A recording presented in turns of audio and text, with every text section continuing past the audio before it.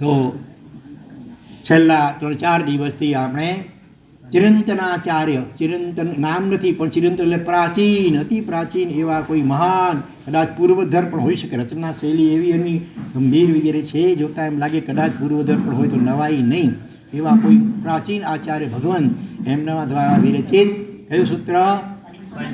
પંચસૂત્ર. જેનાથી પહેલું સૂત્ર આપણે વિચારી રહ્યા છીએ. પહેલા સૂત્રનું નામ શું છે? આંગળી ઊંચી કરો ભાઈઓમાંથી. ખરેખર હવે તો રોજ બધાને ખ્યાલ યાદ રહેવું જોઈએ આટલું તો. નામ શું છે પહેલા સૂત્રનું નામ? બોલો. હા, પાપ પ્રતિઘાત અને ગુણ બીજાધાન. પાપની સામે હુમલો કરવો, એટેક કરવો હવેથી, બરાબર. અનંત જન્મોમાં પાપે આપણા ઉપર હુમલાઓ કર્યા છે. હવે આપણે મોહરાજાની સામે વળતો પ્રહાર કરવો છે, હુમલો કરવો છે, અને ષડગુણો રૂપી બીજનું આધાન એટલે વાવેતર કરવાનું છે. તો એમાં શરૂઆતમાં ભાવ મંગલ રૂપે કોને નમસ્કાર કર્યા?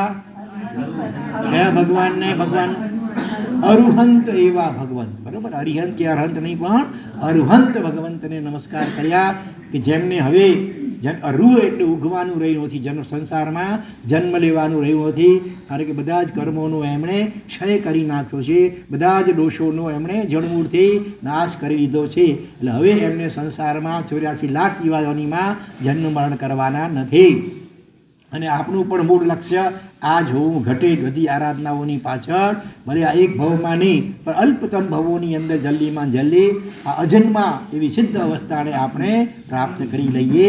તો એવા અરુહંત ભગવંતોને બહુવચન છે, ત્રણેય કાળના તમામ અરુહંત ભગવંતોને નમસ્કાર કર્યા છે. અને એમાં કેટલા વિશેષણો મૂક્યા છે ભગવાનના? 5 વિશેષણો મૂક્યા છે. જલ્દી બોલતા હો. પહેલું વિશેષણ વીતરાગ. નમો વીયરાગાણ. વીતરાગ. પછી સંબંધુનમ એટલે સર્વજ્ઞ, બધું જ જાણનાર, ત્રિકાળ જ્ઞાની, સંપૂર્ણ જ્ઞાની. પછી દેવિન્દ્ર પૂયાણમ એટલે દેવેન્દ્રો દ્વારા પૂજિત. અને ચોથું જહઠીય વત્થુ વાઈણમ એટલે યથાસ્થિત વસ્તુને કહેનારા. આ જગતનું જે સ્વરૂપ જે રીતે છે એ કેવળ જ્ઞાન દર્શન દ્વારા જોઈ જાણી અને યથાર્થ રીતે વર્ણવનારા. અને 5મું અને આ 4 વિશેષણો દ્વારા શું સૂચન કરવામાં આવ્યા? ભગવાનના 4 અતિશયો મૂળથી. અતિશય એટલે અસાધારણ વિશેષતાઓ. અને ત્યાર પછી 5મું વિશેષણ મૂક્યું. શું મૂક્યું? તે લુપ્ત ગુરુણમ. ત્રણેય લોકના જેઓ ગુરુ થવાને માટે ખરેખર લાયક છે. તો એવા ત્રણલોકના નાથ અરુહંત પરમાત્માને નમસ્કાર કરી અને ત્યાર પછી આ શું કહે છે ગ્રંથકાર કે જે એવમ આઈખંતી, આવા અરુહંત પરમાત્મા એમણે આપણા આત્માના એકાંત હિતને માટે આઈખંતી આચક્ષ એટલે કે કહ્યું છે. ભગવાનનો સંદેશો આપણને પહોંચાડે છે. શું પહોંચાડ્યું? હા બોલો. 3 અનાડી બતાવ્યા. અનાડી નહીં પણ અનાડી. 3 વસ્તુઓ જગતમાં અનાડી છે. બીજી પણ છે ભલે, પણ અહીંયા 3 વસ્તુની જે વાત કરી. સૌથી પહેલું તો આપણે પોતે અનાડી જીવે. આપણે પોતે આપણામાં છીએ જીવ એટલે આત્મા ચેતન. અને એક યાર છે અનાદિકાળથી છે, અનંતકાળ પર્યંત રહેવાનો છે. આત્મા શાશ્વત છે, નિત્ય છે, ધ્રુવ છે, અજર અમર અવિનાશી છે, સતચિત અને આનંદ ઘન એ આ જીવનું મૂળ સ્વરૂપ છે. બરાબર. આજની નવી પેઢીને કદાચ કોઈના ઉપર આત્મા ઉપર શ્રદ્ધા ન બેસતી હોય છતાં તટસ્થપણે જો સમજવું હોય ને તો અનેક ઉદાહરણો મળી શકે એમ છે.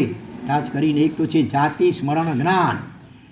હા, કેટલાક મુસ્લિમ અને ક્રિશ્ચિયન બાળકો કે જે કુરાનમાં અને બાઇબલમાં એ પુનર્જન્મની વાતો નથી આવતી બિલકુલ.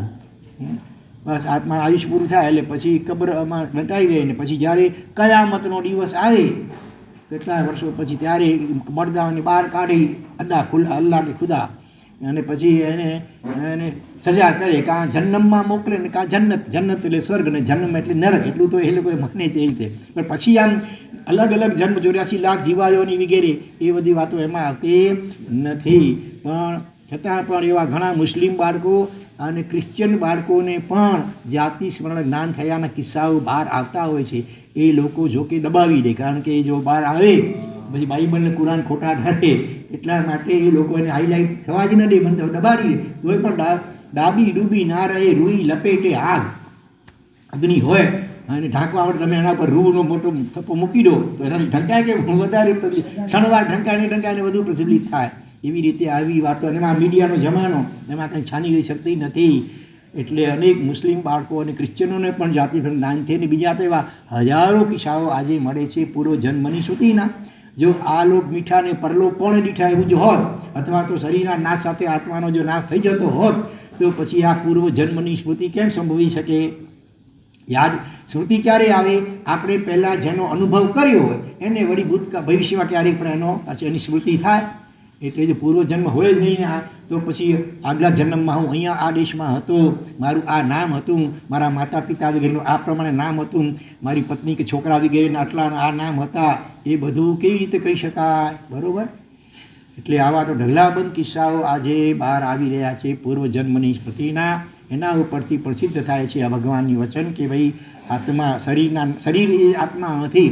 શરીરના નાશ સાથે બધું કંઈ નાશ પામતું નથી, પણ એવું કોઈક સૂક્ષ્મ અદૃશ્ય અરૂપી તત્વ આ શરીરની અંદર છે, જેમાં લાઇટ વગેરેમાં કરંટ છે કે નહીં? કરંટ દેખાતો નથી. કરંટ કેટલો સૂક્ષ્મ છે દેખાતો નથી, પણ તાકાત કેટલી? અડી જુઓ તો બરા, હા, થોડીક વારમાં માણસ ખતમ પણ થઈ શકે. જેટલી વસ્તુ સૂક્ષ્મ એટલી એની તાકાત વધારે. તો આત્મા તો અરૂપી છે, એટલે એની અનંત શક્તિનો ભંડાર છે, અનંત ગુણોનો પણ આત્મા ભંડાર છે. આ રાજસ્થાનમાં જયપુરની અંદર રાજસ્થાન યુનિવર્સિટી આજે પણ છે, અને ત્યાં પરા મનોવિજ્ઞાન એટલે પેરા સાયકોલોજી જેને કહેવાય, એના એક અધ્યક્ષ હતા ડૉક્ટર બેનર્જી એમનું નામ હતું.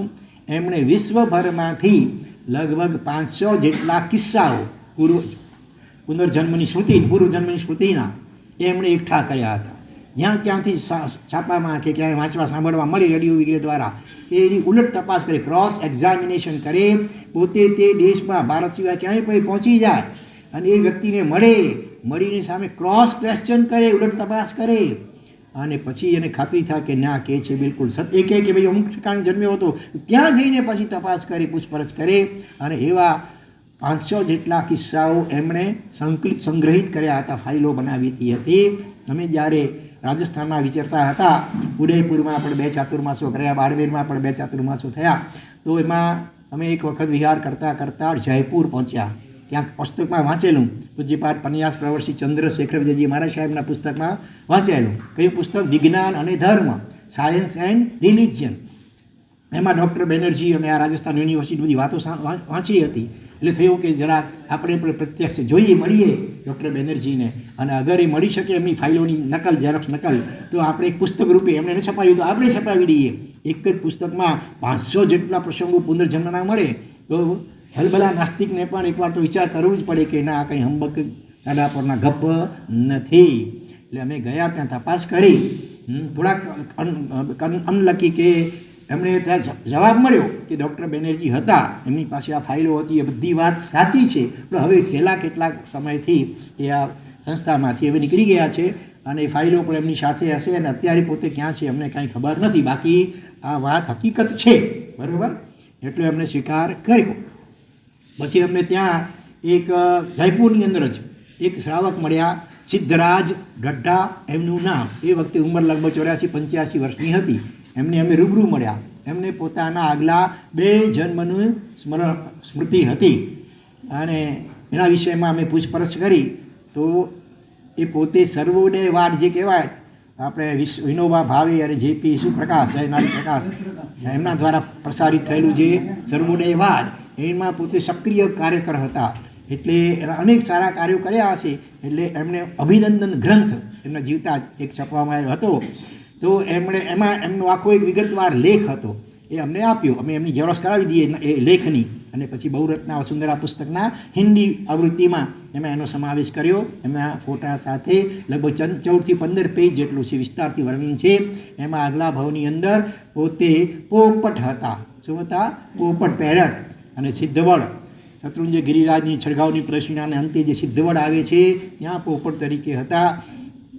વાત ઘણી લાંબી છે, અત્યારે એનો વિસ્તારમાં નથી કરવો, પણ શોર્ટમાં કેવું છે એની પણ ઉલટ તપાસ કરવામાં આવી. એક નિવૃત્ત જજ ન્યાયાધીશ, એમણે એ જ્યારે બાળક નાનો હતો, સિદ્ધગઢા, જ્યારે લગભગ 10 દિવસની ઉંમર હતી, 10 દિવસની, ત્યારે પણ આ સિદ્ધ રડતા હતા કોઈ કારણે, અને જ્યારે સિદ્ધવડનું સ્તવન સંભળાવ્યું અને કુદરતી એ શાંત થઈ ગયા. પછી જ્યારે રડે ત્યારે આ સ્તવન સંભળાવે, સિદ્ધવડ રૂંખ સમૂહ સર્યા, ભગવાન આદિનાથ સિદ્ધવડ નીચે સમસર્યા હતા અને એ બાળક ચૂપ થઈ જાય. હવે 10 દિવસની ઉંમર હોય એટલે બોલી તો શકે નહીં, પણ જ્યારે થોડોક મોટો થયો 2 વર્ષની ઉંમરનો થયો હશે અને મુંબઈ કુદરતી આવ્યા હતા વાલકેશ્વરમાં અને આદિનાથ દેરાસરના દર્શન કરવા બાપ તીનબત્તી ત્યાં દર્શન જતા હતા. એમણે કહ્યું કે મેં જે ભગવાનની પૂજા કરી છે તો બહુ મોટા. પૂછવામાં આવ્યું ક્યારે કરી છે, તો કે મેં પાલીતાણા તો ગયો નથી. એ રીતે પછી આગલા ભાવની વાત કરી. અનુક્રમે પછી પાલીતાણા પર પહોંચ્યા. ત્યાં પણ ખૂબ ભાવથી દર્શન કર્યા, પૂજન કર્યા અને લગભગ મહિનો ત્યાં રોકાયા હતા. એ દરમિયાનમાં એણે ગિરિરાજ ઉપર કશું પર ખાધું નહીં, પાણી સુધા પણ પીધું નહીં એ બાળકે. અને ડોલી વગેરેમાં પણ બેઠો નહીં. મજૂરોને પણ ના પાડી, નહીં હું મારી પગે જ યાત્રા કરવી છે. અને આ રીતે 2.5-3 વર્ષનો બાળક એ પગે ચાલીને રોજ યાત્રા કરે, રોજ ભાવથી પૂજા કરે, દર્શન કરે અને ઠેઠ નીચે ધર્મશાળામાં આવ્યા પછી જ એ જમે. આવું લગભગ 1 મહિના સુધી ચાલ્યું. આવા અનેક કિસ્સાઓ છે, સિદ્ધ કરે છે કે પરલોક છે. તિરિંજગત આગલા ભાવમાં પોપટ હતો, આ ભાવમાં મનુષ્ય બનેલ છે. આજે બ્રહ્માકુમારીનો મત એક એવો ચાલે છે, એ કે છે મનુષ્ય મરીને મનુષ્ય થાય, પશુ મરીને પશુ થાય, પક્ષી મરીને પક્ષી થાય. પણ હકીકતમાં એવું નથી. આવા અનેક કિસ્સાઓ પણ પુરવાર કરે છે કે જે મનુષ્ય મરીને મરુને થયા એવું જરૂરી નથી. જેવા પુણ્ય કે પાપ કર્યા હોય એ પ્રમાણે ગતિ એને મળતી હોય છે. એ સિવાય આજે હિપ્નોટિઝમ ને એ સિવાય આપણે શું કે past life regression therapy. Past life એટલે પૂર્વ જન્મ, આગલો જન્મ, એમાં આપણે પાછી એની સ્મૃતિને તાજી કરાવી શકાય હિપ્નોટિઝમ વગેરે દ્વારા. તો એના પર ઘણા જાણકારો હોય છે આજે. એમાંના એક શ્રાવિકા બહેન, જેમનું નામ હતું ડૉક્ટર તૃપ્તિ જૈન. અલબત્ત જન્મે જૈન નહોતા ભલે, પણ એમના પતિ જૈન હતા એટલે ડૉક્ટર તૃપ્તિ જૈન તરીકે લેખાવતા હતા. અને થોડાક વર્ષો પૂર્વે મેં એવું સાંભળ્યું છે કે કોઈક ટીવીની ચેનલ NDTV ઇમેજિન એક ચેનલ છે, એની અંદર દર અઠવાડિયે 1-2 વખત એમના રીતસરના પ્રયોગો આવતા હતા. એ કોઈ પણ નામાંકિત વ્યક્તિ હોય અને ટ્રાન્સમાં લે હિપ્નોટિઝમમાં અને એની પૂર્વજન્મની સ્મૃતિ એને તાજી થાય અને એ પોતે બોલવા લાગે, પોતાના પૂર્વજન્મના પ્રસંગોનું વર્ણન કરવા લાગે. એટલે ગુણભારતી આપણું જે આવે છે માસિક, એની અંદર પણ એનો લેખ આવેલો. એટલે પછી કુદરતી મુંબઈમાં હતા લગભગ આજથી 5-6 વર્ષ પહેલાં. ત્યારે મુંબઈમાં એ રહે છે જૂ 7 બંગલા, જૂ ચર્ચ 7 બંગલા. ત્યાં કુદરતી અમે વિહાર કરતા ગયેલા અને પાસેથી થોડેક દૂર એમનું એડ્રેસ હતું. ત્યાં સમાચાર મોકલાવી એમને તેડાવ્યા, ઉપાશ્રયમાં આવ્યા. લગભગ કલાક સુધી બધી એમની વાતો સાંભળી. તો એમણે લગભગ 2500થી વધારે, અત્યારે તો હવે ઓર વધી ગયા છે, તો 5 વર્ષ પહેલાંની વાત કરું છું, એટલા કિસ્સાઓ અલગ અલગ એ બધા દરેક વ્યક્તિને ટ્રાન્સમાં લઈ કરી. ઘણાને આ ભાવમાં નિષ્કારણ ભય લાગતો હોય, કોઈને પાણીને જોઈને, કોઈને લિફ્ટમાં જોઈને, કોઈને અંધારામાં ભય લાગે, એકલતાનો ભય લાગે, એને ફોબિયા કહેવામાં આવે અંગ્રેજીમાં, ફોબિયા. તો એવા લોકોને ટ્રાન્સમાં લઈ કરી પૂર્વજન્મની સ્મૃતિ તાજી કરાવી. એટલે એ લોકો કોઈક અંધકારમાં એનું ખૂનકર મારવામાં આવ્યા હોય, કોઈ ઉપરથી નીચે પડીને મર્યા હોય, કોઈ પાણીમાં ડૂબીને મર્યા હોય, કોઈ આગમાં બળીને મર્યા હોય, એને કારણે એ પાણીને આગને એનો અંધકારનો ભય લાગતો હોય. પછી એને એવા સૂચન આપવામાં આવ્યા, સજેશન આંતરમનને, જેમાં એ ભયના સંસ્કારો ડિલીટ થઈ નીકળી જાય. તો એમણે પણ કહ્યું કે આગલા પૂર્વ ભાવમાં મનુષ્ય જ હોય એવું જરૂરી નથી, પશુ પક્ષી વગેરે હોય આગલા ભાવમાં. એવા પણ કેટલાય કિસ્સાઓ આવેલા છે જ. એટલે આવા સજ્જડ પ્રમાણો આજે મળે છે, બરાબર. આત્માની અમરતાને સિદ્ધ કરવા માટે, પરલોક પુનર્જન્મ વગેરેને સિદ્ધ કરવા માટે આવા ઢગલાબંધ પ્રમાણો મળી રહ્યા છે. માટે કોઈએ પણ એવું કે બોલવું કે વિચારવું નહીં કે આ લોક મીઠા તો પરલોક પરી કોણે દીઠા. કોઈ વ્યક્તિ પોતે માને કે ન માને પરલોકને, પુણ્ય પાપને, આત્માને, મોક્ષને, એટલા માત્રથી એ બધી વસ્તુઓની વાસ્તવિકતા જે ભગવાને કેવળ જ્ઞાનમાં જોઈને વર્ણવી છે એ ટળી શકતી નથી. દુનિયાભરના અબજો ગમે ગુવડો, અંગ્રેજીમાં શું કે અંગ્રેજીમાં ગુવડને આઉલ આઉલ ઉચ્ચાર છે, ઓલ કે આઉલ જે કરો તે OWL, બરાબર. દુનિયાભરના કરોડો કે અબજો ગમે સૂર્યોની પણ આ ગુવડો ઓલ્સ ભેગા થઈ કરી ને મિટિંગ ભરે. અને એજન્ડા શું હોય મિટિંગનો? એ ભાઈ આ માણસ કહે છે કે સૂર્ય હોય આખા જગતને પ્રકાશ આપીને. તો એ હકીકતમાં છે કે નથી એ આપણે જરાક સિદ્ધ કરવું, ચર્ચા કરીને નિર્ણય કરવો છે. તો સર્વાનુમતે શું નિર્ણય થયા પછી તો, કારણ કે સૂર્યની આંખ જ ગુવળની હોય કે સૂર્ય ઉગતાની પહેલાં જે મીચાઈ ગયેલી હોય એટલે સૂર્યની સામે જોઈ જ ન શકે. એટલે બધાએ કહ્યું કે આ બધું ગપ ગોળા છે, ટાટા પરના ગપ છે. માણસો કહે છે કે સૂર્ય હોય ને આખા જગતને પ્રકાશ આપે ને ટાટા પરના ગપ છે. તો એટલા માટે સૂર્યનું અસ્તિત્વ ટળી જાય નહીં. આમાં કરોડો અબજો ગુવડો ભેગા થઈને સૂર્યના અસ્તિત્વને નકારી દે એટલા માત્રથી પણ કાંઈ જે વાસ્તવિકતા છે એમાં ફેરફાર થતો નથી. એમ દુનિયાભરના અબજો તમે નાસ્તિકો ભેગા થઈ કરીને આત્મા અને પુનર્જન્મ વગેરેને નકારી દે તો પણ એટલા માત્રથી જે વસ્તુ ભગવાને જ્ઞાનમાં જોઈને કહી છે એમાં કંઈ ફેરફાર થતો નથી હોતો. તો ડાપણ તો એમાં છે એ ભગવાનની આજે નિસ્વાર્થ ભાવે કહેવાયેલી સત્ય વાતો એને સ્વીકારી કરી અને એ પ્રમાણે ભગવાને જેનો નિષેધ કર્યો હોય દુર્ગતિમાં ન જવું પડે એ માટે તો એનો ત્યાગ કરીએ અને જે આચરવા યોગ્ય કહ્યું છે એને સમજણપૂર્વક આચરવા લાગી જઈએ. ઓસ્ટ્રેલિયાની અંદર એક પક્ષી હોય છે, શું કહેવાય એને? શાહમૃગ, ઓસ્ટ્રીચ, અંગ્રેજીમાં ઓસ્ટ્રીચ કહેવાય. હા, બહુ મોટું હોય આટલું પક્ષી હોય, દોડી ખૂબ શકે, ઉડી ન શકે. પક્ષી છે, આંખ હોય પણ બહુ ઉડી ન શકે, થોડુંક માત્ર ઉડી શકે, બાકી દોડે ખૂબ. પણ જ્યારે શિકારી કૂતરાઓ એમની પાછળ પડે ત્યારે ખૂબ દોડે પણ પછી થાકી જાય ત્યારે શું કરે ખબર છે? હા, ખબર છે શું કરે? પોતાની ડોક હોય ને એ રેતીમાં અંદર નાખી દે અને પછી મનને મનાવે, હાસ હવે કૂતરા દેખાતા નથી, માટે સબ સલામત. આખી શું કહેવાય? આત્મવંચના, પોતાની જાતને ઠગવા જેવું વાત કહેવાય. આમ કરવાથી બચી શકે ખરો? ન બચી શકે. તો પણ તો એમાં છે કે કૂતરા આવી રહ્યા છે વાતનો સ્વીકાર કરી ગમે એટલું મરણતોલ પ્રયાસ કરીને પણ દોડવા ઉડવા પ્રયત્ન કરે તો હજી થોડોક ચાન્સ છે બચવાનો. બાકી આ રીતે કરવાથી તો ચોક્કસ મરવાનો છે. એવી રીતે અબજો ગમે નાસ્તિકો બધા નકારી રહ્યા સ્વર્ગ નરક મોક્ષ આ બધું હંબક છે, ટાટા પરના ગપ છે વગેરે વગેરે. એટલા માત્રથી આ બધું કંઈ ટળતું નથી હોતું. તો આવા વિતરાગ સર્વજ્ઞ કરુણાસાગર ત્રિલોક ગુરુ પરમાત્માએ આપણા આત્માના એકાંત હિતને માટે શું કહ્યું છે કે ભાઈ તું જીવ છે, ચેતન છે, શરીર તું નથી. તું કોણ છે?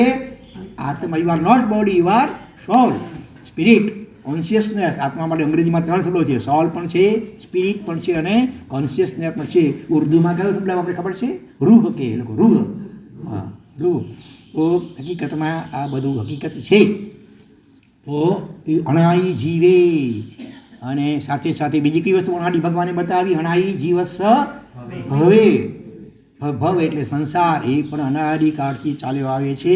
એને કોઈ બ્રહ્મા વિષ્ણુ અથવા ઈશ્વર કોઈ વિધાતા કોઈએ સર્જન કર્યું નથી. શાશ્વત છે, નિત્ય છે, પરમેનન્ટ છે, બરાબર. અને એ સંસાર પણ અનાદિ પણ છે અને અનંતકાળ રહેવાનો છે. તો આ જીવનું સંસાર પરિભ્રમણ શેના કારણે છે અનાદિકાળથી? તો કે કર્મ સંજોગ નિવૃત્તિએ, કર્મનો સંયોગ અનાદિકાળથી જીવ સાથે થયેલો છે, સોનું અને માટીના સંયોગની જેમ. પણ એનો અંત આવી શકે છે એટલું છે ખરું. આ જગતમાં કેટલીક વસ્તુ એવી હોય છે, 4 ભાંગા, 4 પ્રકાર. એક અનાદિ અનંત, આ શરૂઆત પણ ન હોય અંત પણ ન હોય, શાશ્વત. બીજું છે અનાદિ અને શાંત, આદિ ન હોય અંત હોય, અંત શાંત એટલે અંત સહિત એનું એન્ડ આવી શકે. ત્રીજી વસ્તુ સાદી અનંત. સાદી એટલે શરૂઆત, સ વત્તા આદિ. આદિ એટલે શરૂઆત સહિત હોય, શરૂઆત હોય એની બિગિનિંગ હોય પણ પછી એનો એન્ડ ક્યારેય પણ ન હોય, સાદી અનંત. અને ચોથી વસ્તુ શું છે?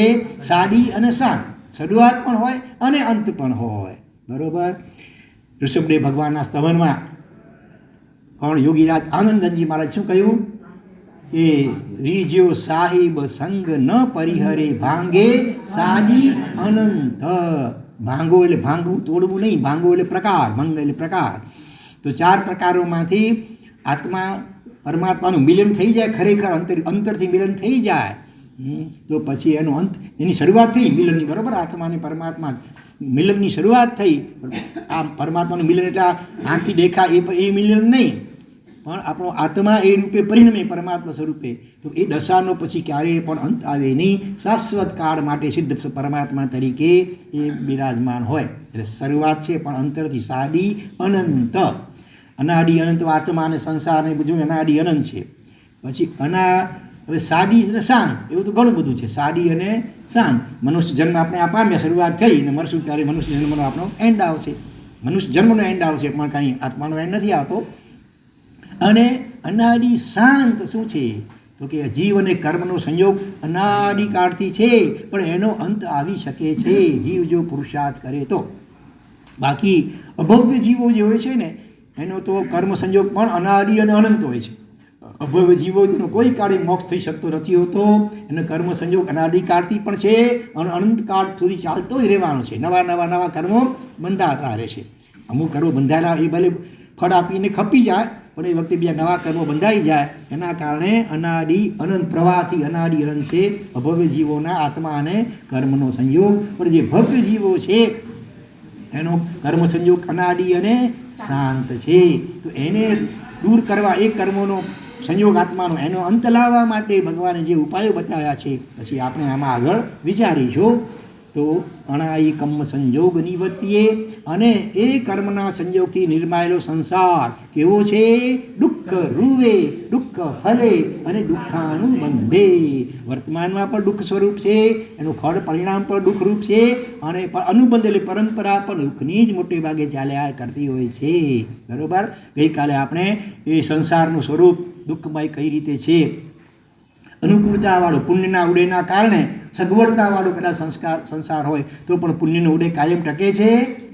એક દિવસ એનો અંત જરૂર આવે છે. રાજા હોય, મહારાજા હોય, ચક્રવર્તી હોય, શહેનશાહ હોય, બાદશાહ હોય, યાવત હરિયન પરમાત્મા એમના પણ શરીરનો તો એક દિવસ અંત આવે જ છે.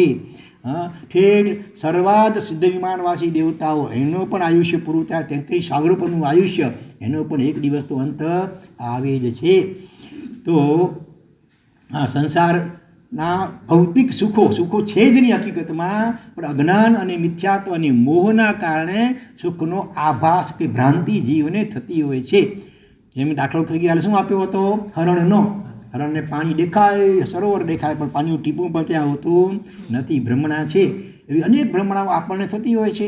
આપણને દેખાય દૂર દૂર આકાશ અને જમીન મળે છે. જાણે ગામડાઓમાં કે ખુલ્લા મેદાનમાં જાઓ, દૂર નજર કરો, જાણે આકાશથી જમીન એકમેક થાય છે. અને તમે એ પોઈન્ટ શોધવા માટે નીકળ્યો કોઈ બરાબર પ્લેનથી કહેવાથી, તો આવે એનો અંત આવે ક્યાં? હકીકતમાં એવું છે નહીં, આપણે ભ્રમણા થાય છે.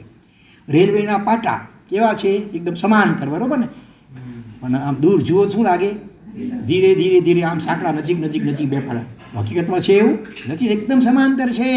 પણ આપણા આંખની આ અમુક મર્યાદા છે, એને કારણે આપણને આવી ભ્રાંતિ થાય છે. એ પાટાઓ આગળ જતાં જાય, નજીક આવી રહ્યા છે. બરાબર. આકાશમાં સૂર્ય, ચંદ્ર, તારા આટલા છે. તારા કેટલા મોટા છે? બહુ મોટા જાય, છતાં પણ આપણને લાગે એટલા દેખાય છે. એટલે આવી રીતે નરી આંખે જોવાયેલી વસ્તુમાં પણ જો આપણને આવો ભ્રમણા થઈ શકતી હોય, તો પછી જે વાતો અતિન્દ્રિય છે, જે ઇન્દ્રિયોથી ગમે જ નથી, જે કેવળ જ્ઞાન વગેરે અતિન્દ્રિય જ્ઞાનથી જ જેને જાણી શકાય એવી વાતોમાં આપણે શંકા કરીએ ભગવાનની વાતોમાં, તો એમાં કંઈ આપણું ડાપણ નથી. શ્રદ્ધાપૂર્વક ભગવાનની વાતોને આપણે આંખ મીચીને પણ સ્વીકારવી જોઈએ. કારણ કે ભગવાન સર્વજ્ઞ હતા અને વિતરાગ હતા. ખોટું બોલાય કે બોલી જવાય કે બોલવું પડે એવું કોઈ કારણ એમને માટે રહ્યું જ નહોતું. નિસ્વાર્થ ભાવે આપણા આત્માના એકાંત હિત અને કલ્યાણને માટે આ બધી વાતો એમણે કહી છે. એમને ભલે શક્ય હોય તો એ બુદ્ધિથી તર્કથી સમજવા પ્રયત્ન કરીએ, પણ કોઈક વસ્તુ એવી પણ હોય, અતિન્દ્રિય એવી સૂક્ષ્મતમ હોય કે જ્યાં તર્ક પણ પહોંચી શકતો ન હોય. પણ ભગવાને કહ્યું છે માટે તમે સત્યમ નિઃશંકમ જમ જેણેહિ પ્રવેયમ, જેનેશ્વર ભગવાને કહ્યું છે માટે બધું જ સત્ય જ હોય, એમાં અસત્યને જરાય અવકાશ ન હોય એવી દૃઢ શ્રદ્ધા આપણે રાખવી જોઈએ. એમાં જ આપણું હિત અને કલ્યાણ છે.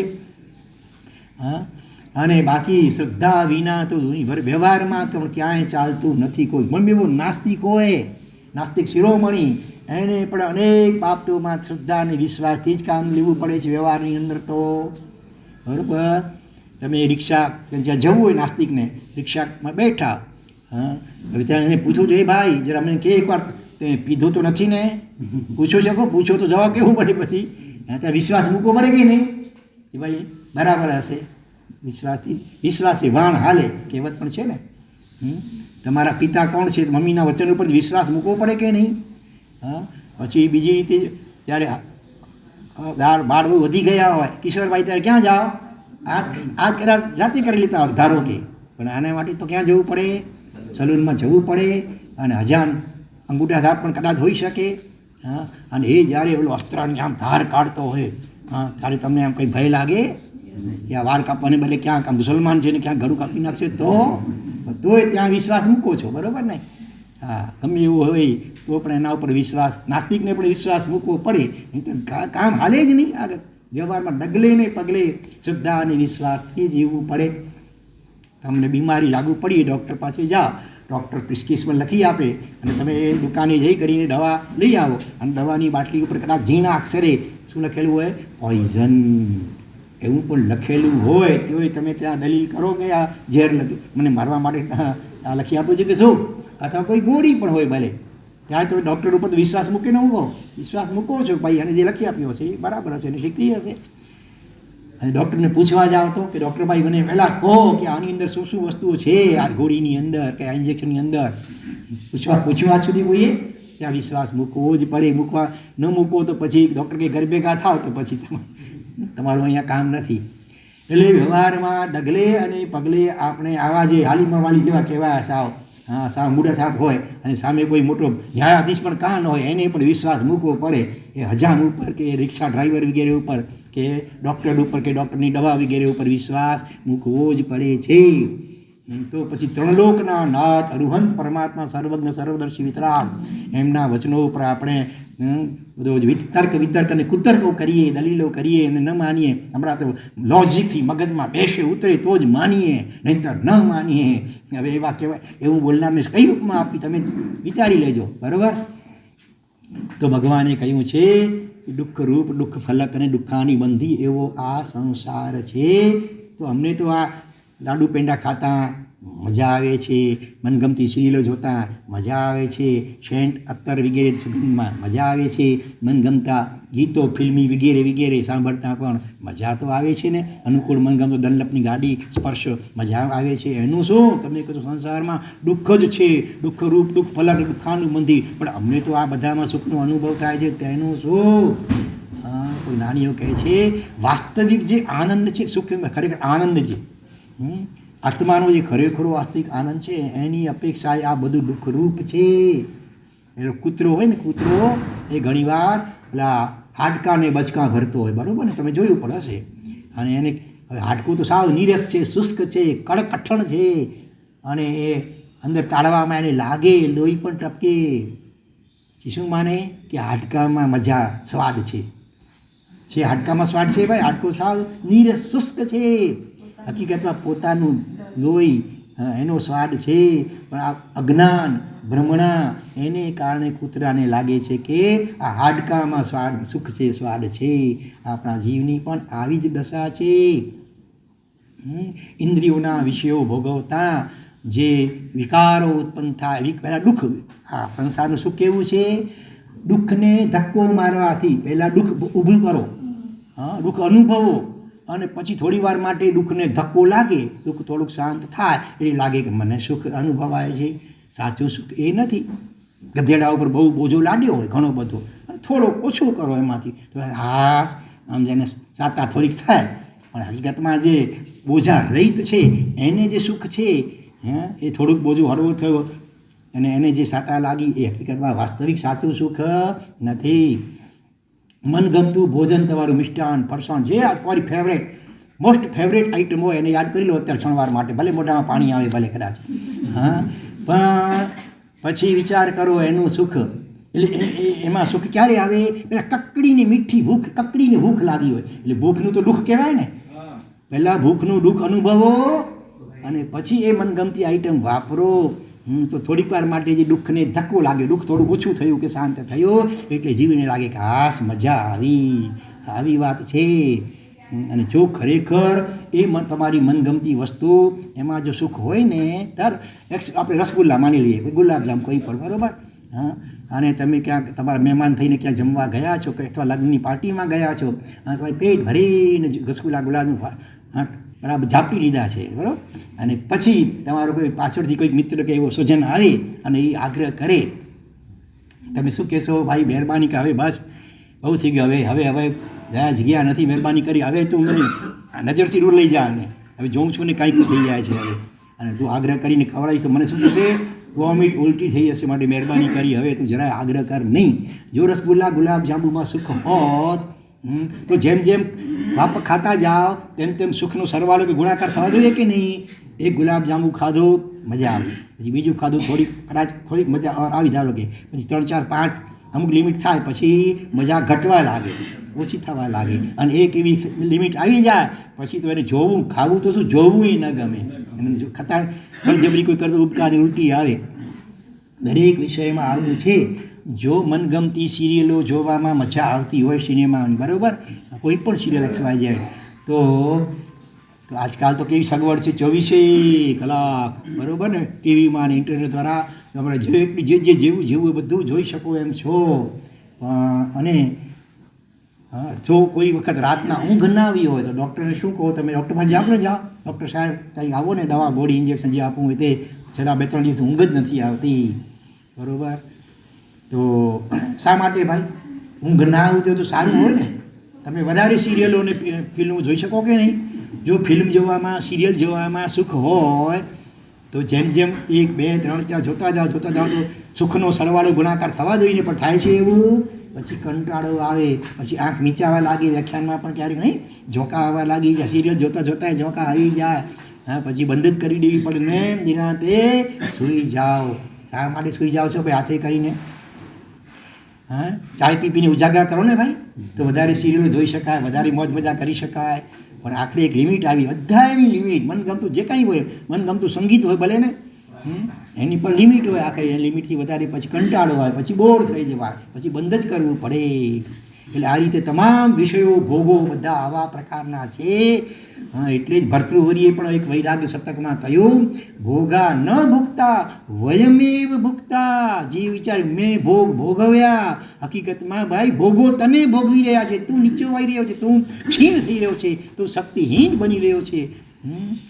એટલે આ ભ્રમણામાંથી જલ્દી બહાર આવે એટલું જલ્દી વહેલું સારું, જેટલું વિલંબ થશે એટલું વધુ તકલીફ થશે. એટલે ભગવાન આપણને ચેતાવે છે કે આ સંસાર સુખરૂપ નથી, દુઃખરૂપ છે. માત્ર દુઃખરૂપ પણ નહીં, વર્તમાનમાં આપણનું ફળ પણ દુઃખરૂપ અને પરંપરા પણ મોટે ભાગે દુઃખની જ ચાલે છે. એવો આ સંસાર છે. એટલે સંસાર સોહામણો નહીં પણ કેવો છે? બિહામણો છે. હા, લક્કડ કા લड्डू जैसा है ये संसार के केवल मन माने हुए सुख भोग सभी 5 इंद्रियों के विषय वो कैसे हैं? लक्कड़ के लड्डू जैसे हैं. आपने सुना तो है, दृष्टांत सुना नहीं सुना? इधर शायद सुनाया होगा, भूल जाते हैं आप लोग. सुनाया था, इनको याद है, बड़ी उम्र वाले तो भी याद है उनको. हाँ, सुनाया था. थोड़ी सुना प्रारंभ करूँगा, आपको याद आ जाएगा. अरे हाँ, ये तो सुना था. हाँ, दिल्ली में कौन सी क्या प्रसिद्ध है? દરેક વડોદરાનો ચેવડો, સુરતની ઘારી, બરાબર ને, આગ્રાના પેઠા, બનારસના સાડી સેલા બધું વખણાય ને, ભાગલપુરની શાલ વખણાય. એમ દિલ્હીમાં શું વખણાય? ઠગ વખણાય. હા, આમાં એક ઠગ એવો હતો, એણે લાકડાના લાડુ, લાકડાનો ભૂસો બેર, હા, એને પછી અમે સોલ્યુશન કે કઈ રીતે ચોરી કરી આમ, અને પછી અંદર થોડું સેન્ટ નાખી દીધું, અત્યારે સુગંધિત આવે આમ, બરાબર ઉપર વરખ લગાવી દીધા ચાંદી વગેરેના. હા, દિલ્હીની ચાંદની ચોકમાં મુખ્ય બજારમાં લઈને મોટો થાળ લઈ લાડુ પણ આવડાને બનાવ્યા, આવડા લાડુ બનાવ્યા, બરાબર મોટા મોટા. ભલભલાને જોઈને પહેલાં તો અંજાઈ જાય, આકર્ષાઈ જાય, અને સુગંધથી પણ મગજ તર થઈ જાય. એવા આકર્ષક લાડુ બનાવ્યા, પણ શેના? લાકડાના ગુસ્સાના લાડુ. બસો છે જે લોકો, કેટલા લોકો આવે છે, જાય છે, બધાનું મોંમાં પાણી આવે છે સુગંધ વગેરે જોઈને, આકર્ષક. પૂછે પણ ભાવ પૂછે એટલે છાતીના પાટિયા બેસી જાય. એટલું જાણી ગયું, એટલું ઠગ છે ને ભાઈ, બહુ કિંમતી બતાવે કે કોઈ ખરીદી શકે નહીં. હા, એટલે જે ખરીદી શકતા નથી, મનમાં પસ્તાઈ રહ્યા છે, આટલા પૈસા હોત તો આપણે પણ જરાક નવી આઈટમ એક્સ્ટ્રા ઓર્ડિનરી સ્વાદ લઈ શકત. મનમાં પસ્તાય છે, નથી લઈ શકતા. એટલે થોડીક વારથી એક હતા પેટ, હે શેઠ, એનું મોટું પેટ. નોકર પણ સાથે છે અને પૂછે છે, ભાઈ શું ભાવ? અરે શેઠ, એને ભાવ કીધું, કાંઈ વાંધો નહીં. જેટલા હતા 4, 5, 6 લાડુ મોટા મોટા, જે બધા આખો થાળ, એ નોકરને કીધું થાળ લઈ લે. અરે શેઠ પેલા હા બરાબર સાંભળ્યો છે ને કંઈ ભ્રમ? હા સાંભળ્યો છે, આટલું લાખ કે જેવું. શેઠ હશે સાથે રાખતા હશે, અથવા તો આજકાલ આધાર શું કહે આપી દે ને, શું આપે? જીપે. હા, બસ એ રીતે સમજી લો તમે, તાત્કાલિક પેમેન્ટ કરી નાખ્યું હશે ક્રેડિટ કાર્ડ દ્વારા કે. અને શેઠ તો રાજીના રેડ થઈ ગયા. આજે તો આપણે વટ પડી જશે, ઘરે જઈને બધાને ચકિત કરીને, આશ્ચર્યચકિત કરી નાખીશ. હા, ઝડપી શેઠ ઘરે પહોંચ્યા અને સીધા રાડ પાડી બધાને ભેગા કર્યા. એ બધા આડોશી પડોશી સગા જે કંઈ હશે આજુબાજુ બધાને ભેગા કર્યા. દાદાની મીટિંગ યોજી, ગોળ મેજી પરિષદ, આમ બધાને રાઉન્ડમાં બેસાડ્યા અને વચમાં થાળ મૂકેલો છે, ઉપર કપડો ઢાંકેલો છે સરસ મજાનું, હા, અને વેલ્વેટનું. અને પછી એક ચીજ મિલેગી, क्या भाई क्या, प्रभु का दर्शन, गुरु का दर्शन, क्या मिलेगा, लड्डू. एक्स्ट्रा ऑर्डिनरी સિંહ કેસરિયા મોડલ પહેલાંના કાળમાં બહુ વખણાતા હતા હો, બહુ કિંમતી હોય, બહુ સ્વાદિષ્ટ હોય. હા, એટલે બધાને કુતૂહલ છે, ઇંતજારી છે કે શું હશે. એવું તો શું કે શેઠ આપણા આટલા મોટી ઉંમરમાં આ રીતે શું કહે છે. એટલે બધા ઇંતજારીપૂર્વક બેઠા છે. અને પછી શેઠે હળવેથી કર્યું ઉદ્ઘાટન.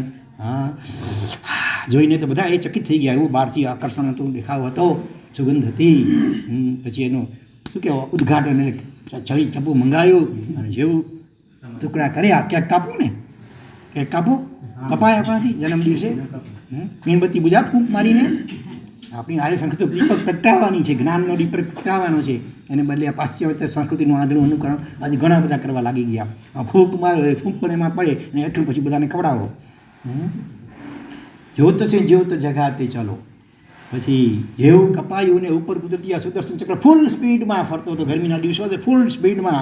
અને અંદર તો પોલમપોલ હતી, ભૂસો ભર્યો હતો, ઉપરથી બધું હતું. આ જેવો ભૂસો હવા પવનથી ઉડ્યો અને કેટલાક લોકોની આંખમાં જ પડ્યો ને આમ કરવા લાગી ગયા. અરે બાપરે, શેઠની તો કાપો તો લોહી ન નીકળે. ધરતી જગ્યા આપે તો અંદર સમાઈ જાઓ. બધા જોવા લાગ્યા, આ શું તમે વટ ડીંગ મારતા હતા મોટી મોટી, અને બહુ વટ મારવા જાય ને એને પતંગ કટ થતાં વાર લાગે નહીં. એટલે ક્યાંય અહંકાર ન કરવો, અહંકારમાં છકી ન જવું. હા, એટલે કહેવત પડી, દિલ્હી કા લક્કડ કા લડ્ડુ આ ખાવા માટે લાવ્યા એ હવે પસ્તાય છે ને જે નથી ખરીદી શક્યા અને શેઠને ખરીદતા જોયા એની ઈર્ષ્યા થાય છે. એ ન ખાય સો બી પસ્તાય, ખાય સો બી પસ્તાય, ન ખાય સો બી પસ્તાય. જે યુવાન હોય, કુંવારો હોય, ઠેકાણું પડતું ન હોય, ક્યારે પડનું ક્યારે પહેણું પહેણું પહેણું થતું હોય આમ. અને એમાં બીજા લગ્ન થતાં જોઈને વધારે બળતરા થાય. પછી કોઈક રીતે લાગી જાય. આ બધી આજકાલ કંઈક શું તમારી બધી નીકળે છે સામાજિક બધી, એમ કરતાં લાકડે માંકડું વળગાવી દે કોઈ ક્યાંક. થોડા દિવસ થાય પછી શું થાય, એટલે પરણેલો એ પસ્તાય, નથી પરણેલો એ પણ પસ્તાય છે. બરાબર ને? સંસારનું સ્વરૂપ તમે તો અનુભવી છો બધા. અમે તો શાસ્ત્રમાંથી વાંચીને થોડું ચિંતન કરીને કહેતા હોઈએ, તમે તો પ્રેક્ટિકલી અનુભવ કર્યો છે. બરાબર ને? તો ભગવાનની વાત સાચી છે કે નહીં?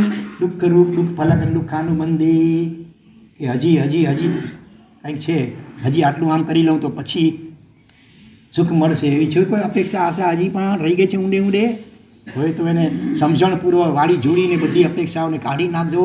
નાનીઓ કહે છે સંસારમાં જો સુખ હોત તો ચક્રવર્તી જેવા ચક્રવર્તી, હજારો દેવતાઓ જેના બોડી ગાર્ડ હોય એવા સનતકુમાર ચક્રવર્તી વગેરે શા માટે વાઈસ બધું છોડીને દીક્ષા લે?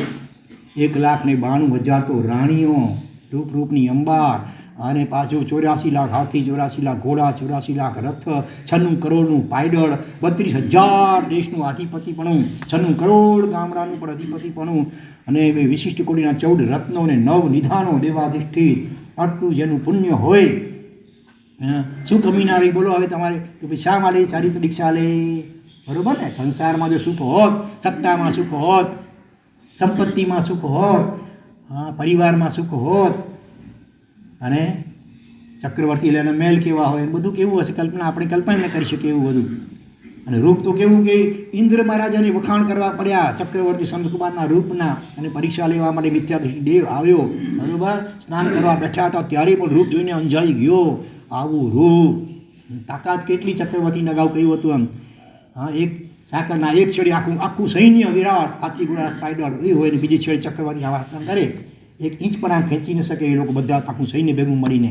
ચક્રવર્તી આમ ઝટકો મારી બધા પડે ખાડામાં, આખું સૈન્ય, એટલી પ્રચંડ તાકાત. આવું જેનું ઉત્કૃષ્ટ પુણ્ય એવા ચક્રવર્તી પણ તૃણ પરે જે સટ ખંડ સુખ છંડી, ચક્રવર્તી પણ વર્યો તે ચારિત્ર શિવ સુખ કારણ, તે મેં દિલ મનમાહી ધર્યો રે ભવિકા, સિદ્ધ ચક્ર પદ વંદો.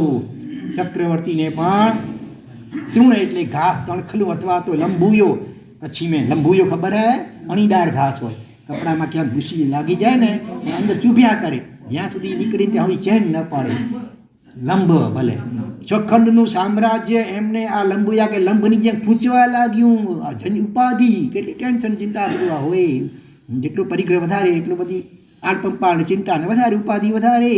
સમજાઈ ગયું કે સાચું સુખ આ બધા સત્તામાં કે સંપત્તિમાં કે વિષયોમાં કે રાણીઓમાં કશામાં નથી. સાચું સુખ તો ત્યાગમાં છે. જેટલો પરિગ્રહ ઓછો ત્યાગ અને જેટલું આત્મા રમણતા, જેટલી અંદર જેટલી ઈચ્છાઓ ઓછી, અપેક્ષાઓ ઓછી, એટલું સુખ શાંતિ આનંદ વધારે. તો 6 મહિના સુધી બધી રાણીઓ ભેગી થઈને સ્વામિનારાયણ પાછા વાળો, સ્વામિનારાયણ પાછી વાળીને જુએ બીજા. નમી રાજર્ષિ અનેક રાજા મહારાજાઓએ પણ ચારિત્ર અંગીકાર કર્યું. અભયકુમાર જેવા બુદ્ધિ વિધાન મંત્રીશ્વર એણે પણ પ્રાચ્ય પ્રધાનનો ઉપરી એણે પણ ચારિત્ર લીધું યુક્તિપૂર્વક. એના પિતા રાજા શ્રેણી ઘણો આગ્રહ કરે છે કે બેટા હવે તું રાજ્ય સંભાળી લે. એણે ભગવાન પાસેથી જાણી લીધું હતું કે ભગવાન હવે રાજા કોઈ દીક્ષા લેશે કે નહીં. ભગવાન કે નહીં, આ કાળમાં હવે છેલ્લા રાજર્ષિ કહેવાય. રાજા દીક્ષા લે ને, રાજા ઋષિ રાજર્ષિ કહેવાય. અને એ છેલ્લા ઉડાઈ રાજા થઈ ગયા રાજર્ષિ. હવેના કાળમાં પછી ભવિષ્યમાં કોઈ રાજા દીક્ષા લેશે કે લઈ શકશે એને ભાવ જ નહીં જાગે કાળના પ્રભાવે. ઓહો, તો પછી રાજેશ્વરી છો નરકેશ્વરી મોટે ભાગે. બરાબર, દીક્ષા લે તો જુદી વાત છે, ન લે અને એમાં જ રચીઓ પછી આસક્ત રહે છેવટ સુધી તો મોટે ભાગે યુદ્ધ વગેરે ઘણા કર્યા હોય. અને રાજેશ્વરી છો નરકેશ્વરી, મારે નરકે જવું નથી. યુક્તિપૂર્વક પિતાની વાત ટાળતો રહે. બહુ કર્યું.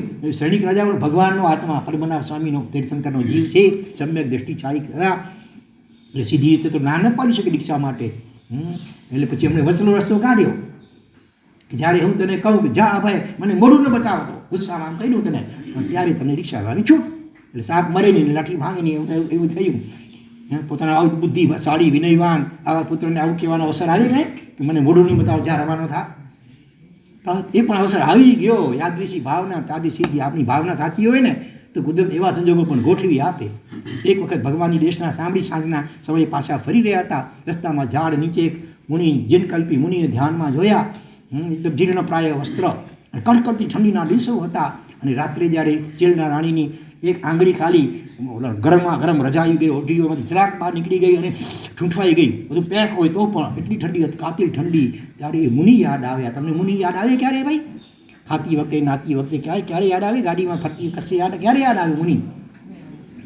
ઢગલે પગલે યાદ આવવા જોઈએ. હા, ચેલના રાણીને આવા રાજમહેલમાં રાત્રે સૂતા પણ મુનિ યાદ આવે. ઓહ, અત્યારે એમનું બહુ ઉદ્ગાર નીકળી ગયા, અત્યારે એમનું શું થતું હશે? અને આ કુદરતી ક્ષણિક રાજા સાંભળી ગયા, હું નહોતી આવી, એમને સાંભળી ગયા. અને મનમાં શંકાનો કીડો પેસી ગયો. નકીયાના મનમાં એમનું શું થતું હશે? લીકો બીજો પુરુષ રમતો હશે મનમાં. પૂછ્યા વગર સીધું મનમાં ગોટા વાળી દીધા. કુંડળી મેં ઘર જોડી ગયા છે ને, પૂછતા નથી કે અને મનમાં ને મનમાં એકદમ નારાજ થઈ ગયા, ધુઆ ફુઆ થઈ ગયા. સવારના પહોરમાં અભયકુમાર પગે લાગવા આવે છે. રોજ તો પ્રસન્નતાથી આશીર્વાદ આપે, આજે કહ્યું એકદમ અભય જી પિતાજી, અમારા રાણીવાસ આખાને સળગાવી ના. માણસ આવેશમાં શું કરી નાખે. વિવેક અને શાનબાન ચૂકી જાય. આખા રાણીવાસને બોલો, ચેલ રાણી ઉપર એને થયું તો પછી બધી રાણીઓ આવી હશે. રાણીવાસને સળગાવી ના એમ કહીને પછી પિતા રાજાની આજ્ઞા છે એટલે ના તો કેમ પડે? ગુસ્સામાં માણસ હોય ત્યારે કંઈ પૂછી પણ શકાય, એવી આપણી આજ્ઞા. અને પછી અભયકુમાર ક્યાં પહોંચ્યા? ખાતરી કરવા ભગવાન પાસે, મહાવીર સ્વામી પાસે પહોંચ્યા. નહીં, સૈનિક મહારાજા મારતી ઘોડે રથમાં જાય છે. ભગવાનને પ્રશ્ન પૂછે છે, ભગવાન ચેલના રાણી સતી કે અસતી? ભગવાન કહ્યું, ભગવાન રાજન તમારી ચેલના રાણી પણ સતી છે, મહાસતી છે. તમારી બધી રાણીઓ પણ એકદમ શીલવંત અને મહાસતી છે. અને ફાડ પડી, ધ્રાસકો પડ્યો. સૈનિક રાજા મેં ભગવાનની વાણી તો મિથ્યા હોય નહીં, અને આ મેં શું નેગેટિવ વિચારી નાખ્યું. પાછા મારતી ગોળી પાછા ફરી રહ્યા છે, જલ્દીમાં જલ્દી કે ક્યાંક અનર્થ નથી જાય, ત્યાં રાણીવારને સળગાવી ન નાખ્યું હોય. કુદરતનું રસ્તામાં અભયકુમાર મળી આવતા હતા. એ પણ ભગવાનની દેશના સાંભળવા રસ્તામાં મળી ગયા.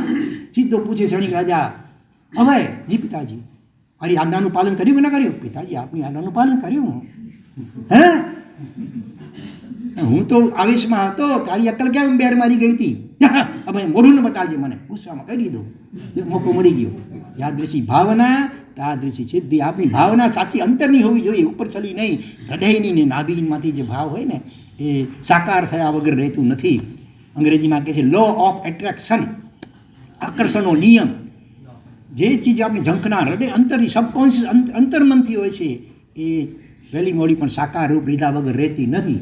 અને એ રીતે અભેગમાને મોકો મળી ગયો તત્તી જ્યાં મોડું ન બતાવતી ક્ષમતા હતી જેવી આપણી આજ્ઞા સીધા પહોંચ્યા ભગવાન પાસે. એ પણ ભયવંગ મમ મુંડાવેહ મમ પવ્વાવેહ મમ રજહરણ વેસમ સમપ્યેહ. ભગવાન કૃપા કરીને મારું મુંડન કરાવી દો, મને પ્રવજ્યા આપો અને સાધુ વેશ મને કૃપા કરીને આપો. ભગવાન શું કે ખબર છે? માં કોઈ પણ જ્યારે ભગવાનની વિનંતી કરી આવી, ભગવાન શું કહે? માં પરિબંધમ કોણ ધર્મના કામમાં પ્રતિબંધ એટલે ઢીલ ન કરવાની, મોડું ન કરવું, આયુષ્યના શું ભરોસા, તરત દાનને મહાપુન શુભસ્ય શીઘ્રમ. ત્યાં ને ત્યાં દીક્ષા આપી લઈ લીધી. હવે કુમારે ભાવતું હતું નૈવેદ્ય બતાવી થઈ ગયું. અને આ બાજુ સૈનિક રાજા પહોંચ્યા મારતે વડે પાછા અંતપુરમાં જોયું. અંતપુર સબ સલામત બધું હતું, ખાલી એક નાનકડો ભાગ આની બસ ખાલી કરીને રાખો, એક નાનકડો ભાગ આજુબાજુમાં ઝૂંપડી જેવું કંઈક થોડું ઘણું ઘાસ ત્યાં મૂકીને થોડું સળગાવ્યું. સાવ ખોટું પણ ન કહેવાય, ભગવાનની પિતાની આજ્ઞા પાડી અંતપુરને સળગાવ્યું થોડું. અને એ રીતે બુદ્ધિ આ બુદ્ધિનો આવો ઉપયોગ કર્યો. તમે લખો છો ને અભયકુમારની બુદ્ધિ હોજો, આવી બુદ્ધિનો સદુપયોગ કર્યો. બરાબર. હા, તો કહે છે કે આવા મંત્રીશ્વરો એને પણ સમજાઈ ગયું કે સાચું સુખ સંસારમાં રાજા બનવામાં સત્તામાં નથી. સાચું સુખ તો સંયમમાં છે, હકીકત તમારા આત્મામાં છે. પણ સંયમ દ્વારા એ પ્રગટ થાય, અનુભવમાં આવી શકે. ઇન્દ્રિયોને મનનો જેમ જેમ સંયમ અને સંવર થાય તેમ તેમ અંતરમાંથી સહજપણે શરૂઆતમાં સાત્વિક આનંદ, પછી તાત્વિક આનંદ, પછી આધ્યાત્મિક આત્માનો આનંદ અનુભવમાં આવે. તો દુઃખ રૂવે દુઃખ ફલે દુઃખાણું બંધે. બરાબર. વિષયના સુખોમાં ભ્રમણા છે, સાચું સુખ રહું નથી. દુઃખને ધક્કો મારવાનું માત્ર છે. એનાથી કોઈ કાળે કોઈને પણ તૃપ્તિ થતી નથી, થઈ નથી, થવાની પણ નથી. જર્મનીનો વિટેલિયસ રાજા, હા, એણે ખાવાનો બહુ જબરો શોખીન, રોજ નવી નવી આઈટમ રિપીટ થવી જોઈએ. ઘણા મહોત્સવમાં કરે ને, હું તો 3 દિવસ કે 5 દિવસ, આ તો વર્ષો સુધી એ કોઈ પણ એટલા દેશ વિદેશના નવા બધા સારા પેલા રસોઈયાઓ બનાવ્યા હતા. આજે પણ ઘણા લોકો ચાઇનીઝ ફૂડ ને ફલાણા ફૂડ ને ફલાણા ઢીકાણા ફૂડ ને બધું ને. તો એ રીતે તમે તો ઓનલાઈન પણ આજકાલ મંગાવી લેતા હો દૂરથી. બરાબર.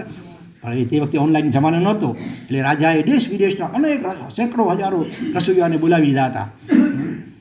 તોય પણ તૃપ્તિ થતી અને તોય પણ ખાઈ કેટલું ખવાય? આ કરતો પેટ ભરાઈ જાય પણ મન ભરાય નહીં. પેટ ભરાઈ જાય અહીં સુધી, પણ મન તો નો ખાડો એવો છે કે દુનિયાભરના બધું ખાય તોય ભરાય તધાય નહીં.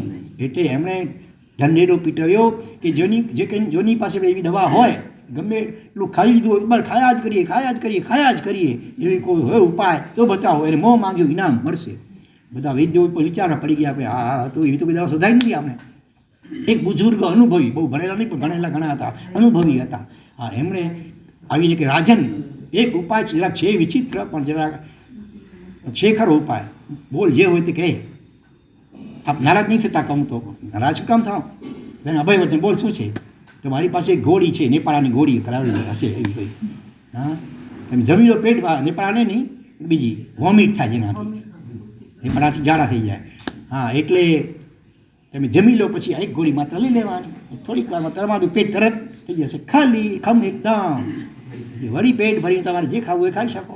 વળી પેટ ભરાઈ જાય એટલે વળી એક ગોળી લઈ લેવાની. વળી આવો વિચિત્ર નુસ્ખો, ખતરાથી ભરેલો અખતરો. આમ અખતરો એટલે પ્રયોગ કેવો છે? અખતરો ખતરાથી ભરેલો. આખરે ખાવાની આસક્તિ એટલી હતી એ પણ રાજાએ કર્યો. હવે આવું કરે, વારંવાર ખાય ને ઉલટી કર્યા કરે, વળી નવું ખાય ને ઉલટી કર્યા કરે, શરીર કેટલું પકડી શકે? આખરે અકાળે મરણ પથારીએ પડ્યો છે. દીકરાએ પૂછ્યું, પિતાજી આપની કાંઈ અંતિમ ઈચ્છા કે હિત શિક્ષા હોય તો કે મારી એ જ સખાણ ભલામણ છે કે મહેરબાની કરીને મારા જેવો આ ખતરો, આ પ્રયોગ બહુ ખતરાથી ભરેલો તમે કરતા નહીં. આટલા વર્ષો સુધી ઘણું ખાધું તોય હજી પેટ તો ભાઈ મન ધરાયો નથી. સંસારના કામ કેવાના 5 ઇન્દ્રના વિષય ભોગો આવા છે, કોઈ કાળે કોઈને તૃપ્તિ થતી જ નથી, બલકે અતૃપ્તિ વધ્યા જ કરે. અગ્નિમાં ઘી નાખો, જરાક અગ્નિની જ્વાળા છણવાર માંડી નીચી રમે, પછી બમણા જ ઘણા જોરથી પાછી પ્રજ્વલિત થાય. એવી રીતે આ વિષયો પણ એવા છે, ખરજવા જેવા છે. જેમ જરાક મજા આવે મીઠી ચડ, પછી બળતરાને છોલા અને લોહી નીકળે ને નુકસાન થાય. આ બધા 5 ઇન્દ્રિયોના વિષય ભોગો આવા છે. એમાં સાચું સુખ નથી જ જો રેતીને પેલવાથી તેલ નીકળી શકતું હોય, પાણીને વલોવાથી માખણ નીકળી શકતું હોય, તો આ વિષયો ભોગવવાથી જીવ સાચા અર્થમાં સુખી બની શકે. પણ એવો એક પણ દાખલો આજ સુધીમાં થયો નહીં, થવાનો પણ નથી. દેવલોકના દેવતાઓની ઇન્દ્રો પણ એ અર્થમાં સાચા સુખી નથી. ભિક્ષુરેક બ્રેક સુખી લોકે જ્ઞાન તૃપ્તો નિરંજન. હા, જ્ઞાન સારવાળા કહ્યું છે સુખી કોણ જગતમાં? ભિક્ષુ, ભિક્ષાથી જીવન જીવે. શું કેવું પગલું? જ્ઞાન તૃપ્ત, સમ્યક જ્ઞાન, સમ્યક સમજ, આત્માનો અનુભવ જ્ઞાન, એનાથી જે તૃપ્ત થયેલો છે ખરેખર એ જ સાચા અર્થમાં સુખી છે. બાકી અરબો ખરબોપતિ સત્તાધીશરો પણ કોઈ જગતમાં સુખી નથી, બલકે વધુ ને વધુ કદાચ દુઃખી પણ છે. તો ભગવાને તો આ પોકારીને કહ્યું છે, આપણા મગજમાં બરાબર ક્યારે ઉતરશે? બરાબર. હા, તો હવે આવું આ સંસાર પરિભ્રમણ, આ દુઃખમય, દુઃખ અલગ દુઃખાનું, એનો અંત કઈ રીતે આવે, એના ઉપાય હવે આગળ શું બતાવે છે તે અગ્રે વર્તમાન જીનાગ્રહ બોલાવી હોય હાર્દિક મિચ્છામિ.